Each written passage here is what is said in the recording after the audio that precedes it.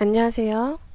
오늘 임상명리 국가고시 전해질 부분입니다. 전해질의 종류는 아주 많은데요. 그 중에서도 염소이온인 크롤라이드, Cl, 그리고 칼슘, Ca, 무기인, 그리고 P, 이 포스페이트의 P, 이거에 대해서 보도록 하겠습니다. 염소이온입니다. 보통 염소로 많이 알려져 있고 위액 중에 분비를 합니다. 중탄산이온과 함께 음이온으로 존재합니다. 그리고 세포 외액에 함유가 되는데요. 그때 이 염소이온 같은 경우에는 농도가 50에서 70%로 음이온 중에 가장 높음을 나타냅니다. 그래서 보게 되면 중탄산이온이 증가를 하게 되면 염화물 이온인 이 크롤라이드는 감소하게 됩니다.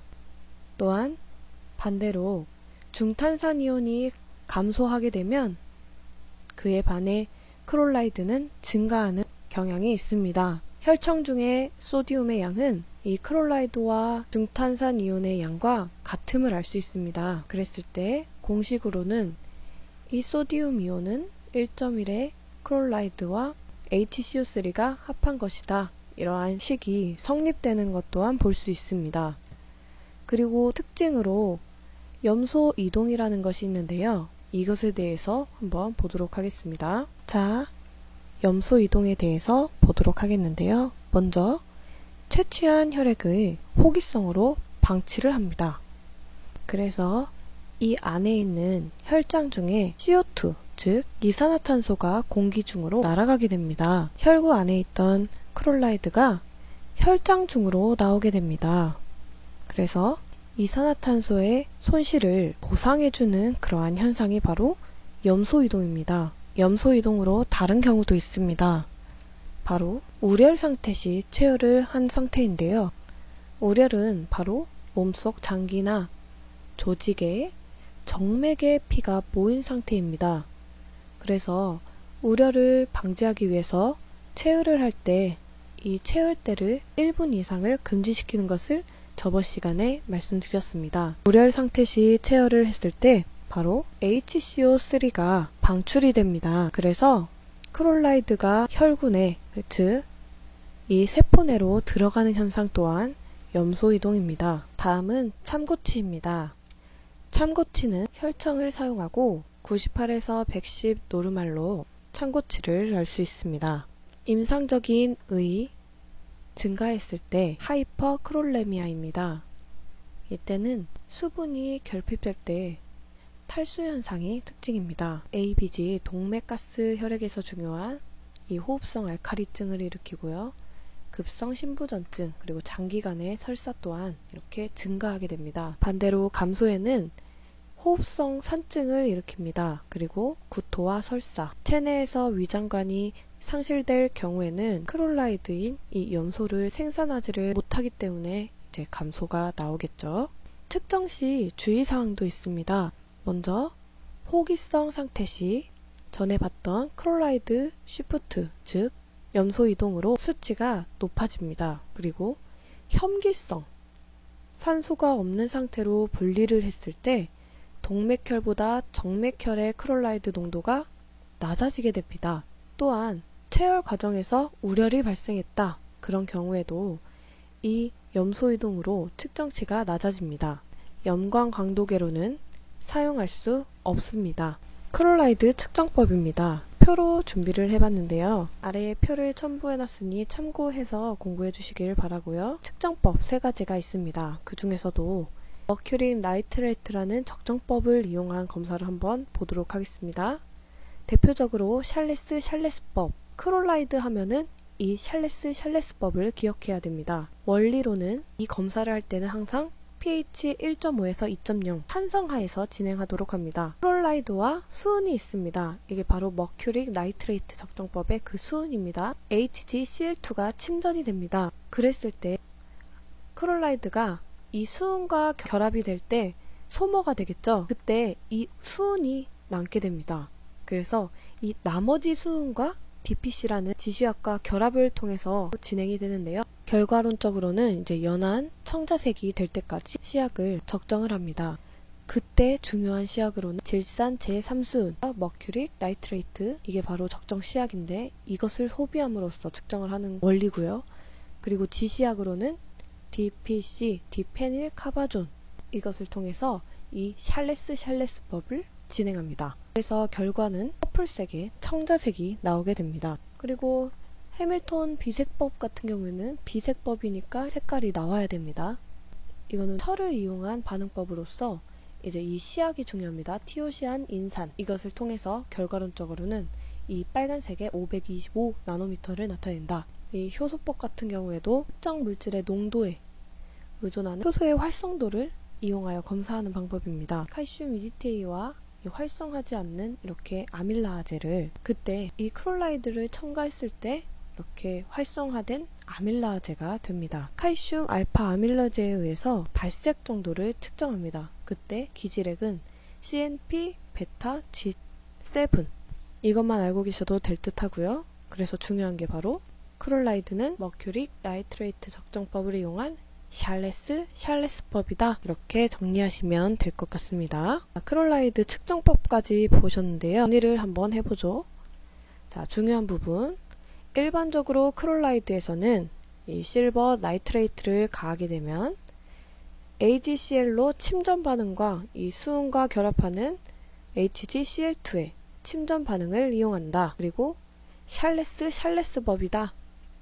그때 중요한 시약으로는 질산 제수은, 이게 바로 머큐릭 나이트레이트, 그리고 디페닐 카바존 DPC, 이게 바로 지시약이다. 이렇게 정리하시고 그 밖에 특징이 있습니다.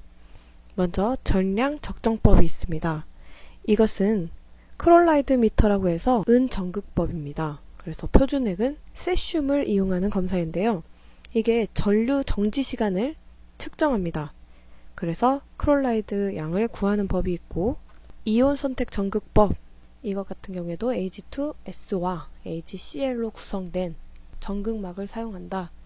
이렇게 이러한 특징이 있다는 것도 정리하고 될 것 같습니다. 다음은 칼슘 이온에 대해서 보도록 하겠습니다. 칼슘은 인산염의 형태로 99%, 거의가 뼈에 존재합니다. 그리고 그 외에는 체액과 연조직에 존재하는데요. 또한 혈청 중 칼슘의 형태는 이렇게 유리형으로 50%, 그리고 단백질과 결합한 칼슘형이 40%, 그 외에 10%가 있습니다. 유리형 상태는 투과성과 확산성이 있습니다. 그래서 생리학적 중요한 역할을 하고요. 단백과 결합된 상태로는 이 단백 안에 알부민과 글로불린, 즉 알부민과 결합하고 있는 이 칼슘형이 있는데 이것은 비투과성, 비확산성을 가지고 있습니다. 그래서 알부민을 감소할 때는 즉 칼슘의 감소를 초래할 수 있습니다. 또한 단백과 칼슘과 결합 상태는 혈청의 pH 농도에 영향을 받습니다. 그리고 칼슘의 생리적 기능으로는 효소를 활성화하고 혈액 응고도하고 근도 수축시키고 신경 자극 전도와 소디움과 칼륨의 기량작용 또한 이 칼슘의 역할로서 참 문제내기 쉬운 그러한 기능이죠. 칼슘의 참고치료는 혈청 9에서 11mg/dL, 또한 전해질로는 2.1에서 2.6 노르말 이렇게 나오고요. 임상적인 의의로는 증가입니다. 부갑상생 기능, 항진증, 또한 비타민 D 과잉, 그리고 다발성 고실종과 변형성 관절염이 증가한다. 그리고 감소에는 부갑상생 기능 저하증과 그리고 비타민 D가 결핍됐을 골연화증, 그리고 유아테탄이라고 해서 강직성 경련, 이거 중요합니다. 이러한 게 나온다. 정리하시면 될 것 같고요. 측정 시 주의사항입니다. 바로 산소가 없는 혐기적인 체열을 합니다. 또한 헤파린 처리를 한 전열을 사용해도 무방합니다. 근데 EDTA 사용 혈장은 절대로 사용하면 안 됩니다. 칼슘은 EDTA와 이렇게 친화성이 있기 때문에 칼슘 콜레이트 현상이 나오기 때문에 칼슘을 검사하기 위해서는 이 EDTA를 사용하면 안 되겠죠. 또한 원자, 흡광 강도계가 표준법으로 가장 정확합니다. 이온 선택 전극법으로는 주로 이온화된 칼슘만을 측정합니다. 칼슘의 측정법입니다. 먼저 클라크-콜리법 적정법입니다. 이것의 원리에 대해서 한번 볼게요. 먼저 칼슘이 함유된 혈청이 있습니다. 이것과 암모니움 옥살레이트가 결합을 합니다. 그때 바로 칼슘 옥살레이트를 형성하게 되는데요. 이 칼슘 옥살레이트와 황산이 결합합니다. 그럼으로써 옥살릭 애시드가 됩니다. 이 옥살릭 애시드와 과망간산 칼륨이 결합하게 됩니다. 그때 70도에서 80도 하에서 진행이 되고 분홍색이 나올 때까지 적정하는 검사입니다. 그래서 시약으로는 바로 암모니움 옥살레이트, 그리고 황산, 그리고 이 과망간산 칼륨이 있는데, 이 황산의 기능은 칼슘 옥살레이트를 용해하는 역할을 합니다. 또한 이 과망간산 칼륨 같은 경우에는 적정 시약으로서 이 분홍색이 나올 때까지 계속 옥살릭 액시드를 적정하는 검사입니다. 결과론적으로는 핑크색이 나올 때까지 적정한다. 이게 바로 클래크-콜리법이다. 이렇게 아시면 되고, 다음은 EDTA 킬레이트법입니다. 이것은 알칼리 상태인 pH 10에서 12에서 검사를 하게 되는데요. 먼저 칼슘이 포함된 혈청이 있습니다. 이것과 지시약을 합쳤더니 바로 황록색의 결과가 나오게 됩니다. 지시약으로는 중요한 칼세인, 그리고 물액시드, 그리고 플라스모코린도, B 이런 게 있는데 그 중에서도 이 칼세인을 기억하시면 됩니다. 또한 적정 시약으로는 EDTA가 있는데요. 바로 EDTA를 이 황록색에 주입을 합니다. 그랬을 때 황록색이 없어질 때까지를 적정하는 것이 바로 EDTA 킬레이트법이다 라고 정리하시면 됩니다. 칼슘의 측정법 OCPC법입니다. 85%에 사용할 만큼 중요한 검사입니다. 칼슘이 포함된 혈청을 이용합니다. 그때 OCPC 시약을 합하게 됩니다. 그리고 알칼리 상태로 진행되며 심홍색 또는 적자색의 이러한 반응 결과가 나오게 됩니다. 그래서 575 나노미터다 이렇게 아시고, 또한 시약이 중요하겠죠. 시약은 오프레졸 부탈레인 콤플렉손 OCPC다. 이것 같은 경우에는 중성이나 산성에서는 무색으로 컬러리스로 뜨는데 알칼리에서만 이렇게 적자색과 심홍색을 띈다. 정리하시고, 또한 히드록시 퀴놀린, 이게 바로 은폐제로서 바로 OCPC와 반응하는 마그네슘을 제거하여 이 결과의 간섭을 방지하는 것입니다. 이제 지시약입니다. 방금처럼 OCPC, 이제 전 시간에 이순, 과망간산 칼륨, 그리고 칼세인, 그리고 크롤로믹 애시드 이렇게 정리하되, 그 중에서도 가장 많이 쓰는 지시약으로는 이 과망간산 칼륨입니다. 다음은 무기인 이온입니다. 이는 칼슘 이온과 반비례 현상을 나타내는데요. 대부분 무기물이나 인화합물의 상태로 존재합니다. 혈청 내 무기인의 4분의 1은 단백질과 결합하고 4분의 3은 유리형 상태로 존재합니다. 이 유리형 상태는 바로 HPO4와 H2PO4로 나뉘게 됩니다. 그래서 인이온의 비율이 pH의 유지 역할에 가장 중요합니다. 혈청 중의 존재 형태를 보겠습니다. 85%가 이렇게 유리형 상태로 존재를 하는데요. 그때 10에서 10%는 단백과 결합됐다고 말씀드렸습니다. 먼저 pH 7.4에서 HPO4와 H2PO4의 비율은 4대 1이다. 그리고 pH 7.4보다 산성일 경우에 HPO4가 증가합니다. 그에 반해 H2PO4는 감소하게 되죠. pH 7.4보다 알칼리성이면 어떻게 될까요? 바로 HPO4는 감소가 되고 H2PO4는 증가하게 됩니다. 무기인의 참고치입니다. 혈청으로 검사하되 2.5에서 4.8mg/dl가 나오고요. 이때는 정상적으로 성장기 때는 높은 경향이 있습니다. 사춘기 이후에는 저하돼서 성인치로 되게 됩니다. 그래서 이 인 검사는 연령과 관계가 있다는 것도 알고 계시면 됩니다. 또한 임상적 의의로는 증가 경향이 보이는 경우 소아나 만성 콩팥부정, 그리고 부갑상샘 기능 저하증, 비타민 D 중독증, 감소로는 부갑상샘 기능 항진증, 각종 그룹별 골연화증이 있습니다. 다음은 측정 시 주의사항을 보도록 하겠습니다. 먼저 조기 공복 시 체열해야 됩니다. 왜냐하면은 식사 후에는 이 인이 감소치를 나타내기 때문이고, 또한 체열 즉시 혈청 분리를 해야 합니다. 헤파린이나 사이트레이트, 그리고 이 NAF, EDTA 등의 항응고제를 사용한 혈장 검체는 무기인 정량에 영향이 없습니다. 그리고 혈구 중에는 다량의 유기인을 함유하고 있어 용혈이 되면은 이렇게 가수분해가 됩니다. 무기인 농도가 상승으로 인해서 수치의 오차를 유발하므로 용혈이 발생하지 않도록 해야 합니다. 자, 이제 측정법이죠. 대표적으로 피스크-수바로우법입니다. 몰리브덴 블루를 이용한 반응법입니다. 검사법의 원리를 보도록 하겠습니다. 먼저 TCA 재단백을 해야 됩니다. 그래서 인을 추출하고 발색 시약인 몰리브덴산과 결합합니다. 형성물은 무색의 인, 몰리브덴산을 형성합니다.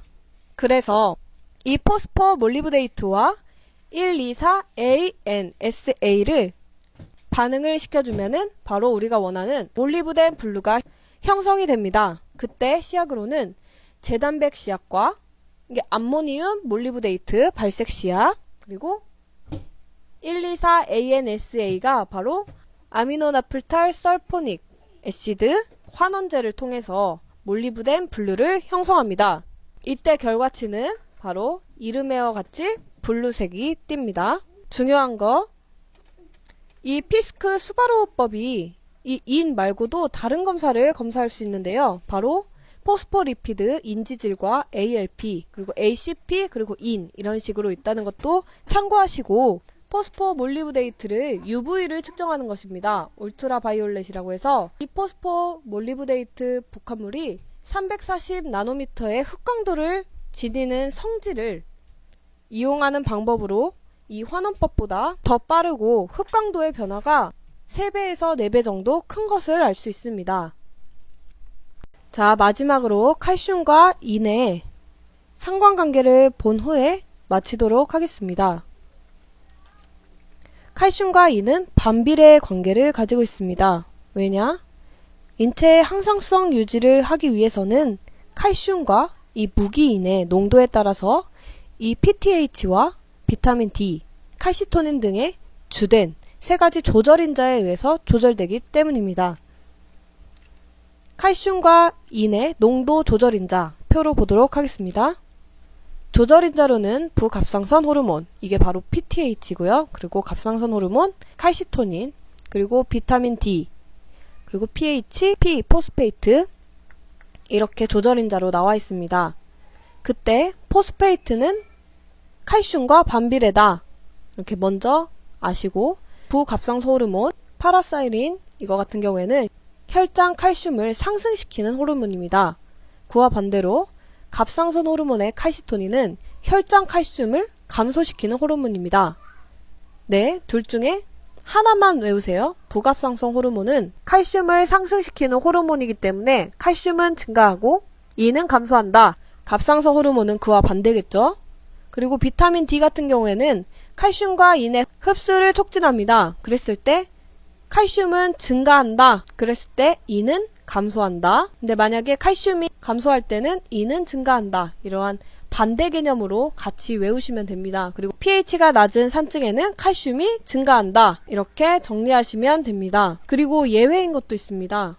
다발성 골수종이나 악성 종양, 암이죠. 그리고 다발성 골전이 시에는 혈청 중에 칼슘은 상승합니다. 하지만 무기인은 변화가 없다. 이렇게 예외적으로 정리하시면 됩니다. 크롤라이드, 칼슘, 인 정리되셨나요? 끝까지 시청해주셔서 감사합니다.